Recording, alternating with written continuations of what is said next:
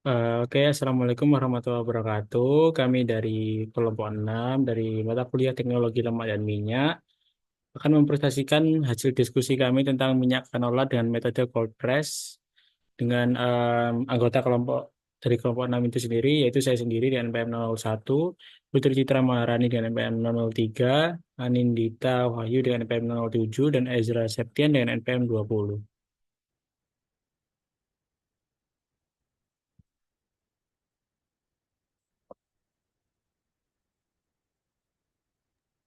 Nah, baik. Jadi yang pertama kita perlu tahu terlebih dahulu mengenai minyak canola, yaitu minyak canola ini merupakan salah satu minyak yang diekstraksi dari biji rapa atau biji canola dan memiliki komponen lemak jenuh yang rendah dan lemak tak jenuh yang tinggi.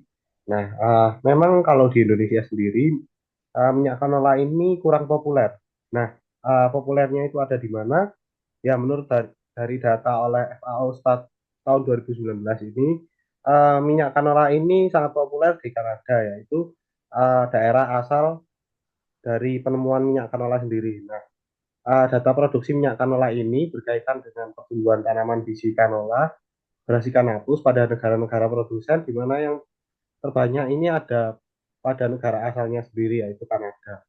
Nah, jadi di memang di Indonesia sendiri minyak canola ini kurang populer. Jadi mungkin kalau beberapa orang yang awam mungkin tidak tahu mengenai minyak canola sendiri. Padahal minyak canola sendiri ini minyak yang cukup sehat karena memiliki lemak tak jenuh yang tinggi. Nah, minyak canola ini terbentuk dari asam lemak tak jenuh dengan perbandingan asam lemak tak jenuh tunggal, yaitu monounsaturated fatty acid 2:1 asam lemak tak jenuh ganda. Nah, jadi perbandingan antara asam lemak tak jenuh tunggalnya dengan asam lemak tak jenuh gandanya ini 2:1. Boleh di next?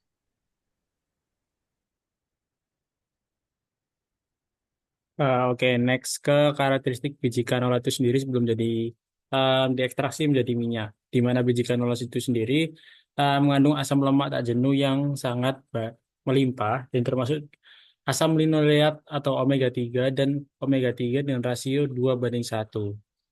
Dan selanjutnya ada kadar protein pada biji canola di mana dijelaskan pada penelitian Hui Peng Zhu et al. Pada tahun 2024 yang menyatakan bahwa protein dalam biji canola terutama terdistribusi di dalam embrio biji dari canola itu sendiri, di mana em, embrio biji dari canola itu sendiri terdiri dari dua kotiledon, di mana biji canola memiliki tiga bagian protein yang kaya, yaitu protein penyimpanan tidak aktif, protein membran, dan zat aktif enzim dari biji canola itu sendiri. Baik, selanjutnya yang kita bahas di sini adalah metode yang digunakan oleh yang kita bahas mengenai metode cold press atau pengepresan dingin. Ya, ini yaitu adalah uh, metode ekstraksi mekanis di mana di sini kita peroleh kita memperoleh minyak canola sendiri di sini adalah dengan pembersihan biji canola, kemudian meletakkan biji canola pada silinder, kemudian kita bisa memutar baut di mana kita bisa lihat pada gambar di sini adalah bolt ini adalah bautnya. Kemudian setelah kita memutar baut, minyak ini akan terekstraksi melewati lubang dengan mesh. Nah, jadi di bawah lubang ini ada meshnya untuk menyaring sehingga yang didapatkan ini adalah minyak yang cukup bersih. Kemudian minyak ini ditampung dalam glass beaker. Nah, setelah melakukan ekstraksi ini, kita perlu melakukan pemurnian lanjutan karena yang kita dapatkan adalah minyak yang kasar, istilahnya masih belum dimurnikan, sehingga masih ada kadar-kadar klorofil maupun beberapa komponen-komponen yang sebenarnya tidak kita inginkan untuk ada di minyak sendiri. Nah, di sini pemurnian lanjutan bisa dilakukan penghilangan lipid, gom, asam lemak bebas, dan residu halus dengan air atau asam organik. Kemudian yang kedua, kita bisa menghilangkan pigmen warna dengan filter dari tanah liat. Ya, jadi ketika kita mengekstraksi minyak canola sendiri, minyak canola yang kita dapatkan ini cenderung berwarna kuning yang agak kehijauan. Nah, jadi kita perlu untuk melakukan pemurnian lanjutan ini. Kemudian yang ketiga ini kita bisa melakukan penghilangan aroma tidak sedap menggunakan metode destilasi uap. Boleh di next.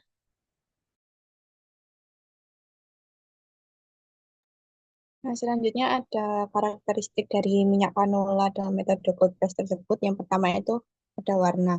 Nah, dari penelitian Salim dan Ahmad didapatkan warna pada minyak canola dengan metode cold press itu dia itu warna kuning sedikit kehijauan daripada dengan metode ekstraksi kimiawi yaitu warna kuning yang dimana warna kuning kehijauan ini diakibatkan oleh pigmen klorofil yang terkandung di dalam biji canola tersebut.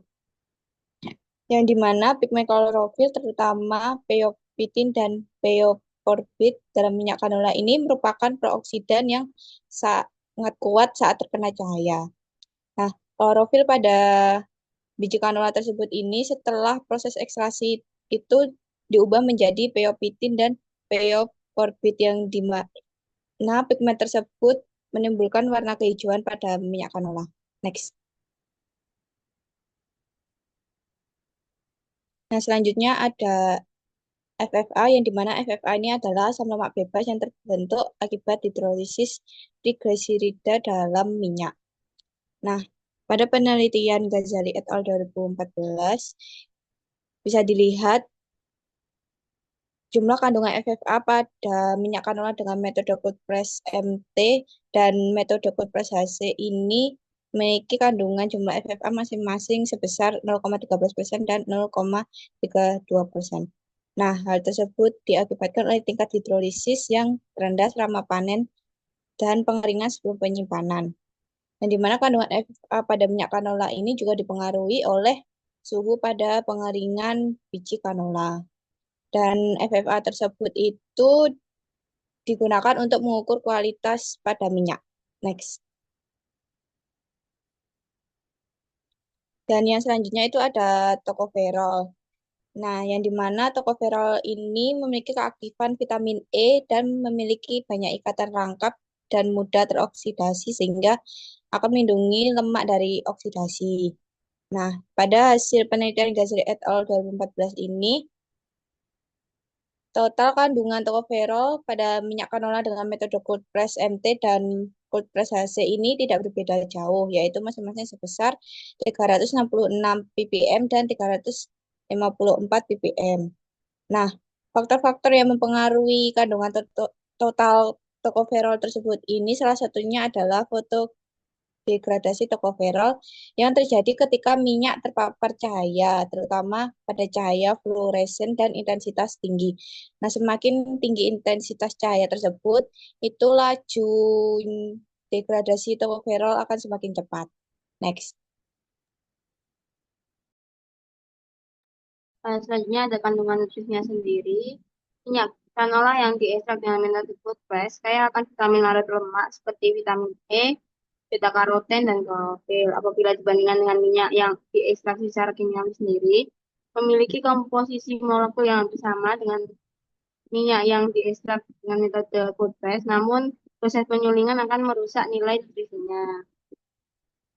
Nah, sedangkan minyak canola yang dipanaskan di suhu hingga 180 derajat Celcius tidak menghilangkan sebagian besar kandungan nutrisinya. Oleh karena itu, minyak canola dapat digunakan dengan aman untuk memasak makanan yang dimasak dengan suhu sekitar antara 100 sampai 115 derajat Celcius.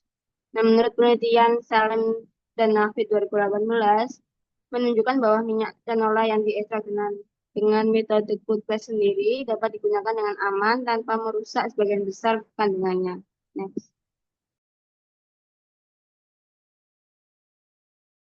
Untuk slide terakhir dari kami yaitu kesimpulan di mana kita terdapat dua poin kesimpulan di mana minyak canola yang dihasilkan dengan metode cold press ini yaitu proses mekanis yang tidak melibatkan pemanasan ataupun penggunaan bahan kimia sehingga bisa menjaga kandungan nutrisi termasuk asam lemak esensial ataupun kandungan antioksidan yang terdapat dalam minyak canola itu sendiri. Yang kedua yaitu Minyak canola memiliki kandungan asam lemak yang tak jenuh yang tinggi, khususnya asam olet dan asam alfa linoleat yang bermanfaat untuk kesehatan yang dapat membantu mengurangi risiko penyakit kardiovaskular. Selain itu, metode cold press ini juga sangatlah mendukung dalam pembuatan minyak canola untuk mendukung stabilitas oksidatif minyak sehingga memperpanjang umur simpan dan menjaga nilai gizi itu sendiri.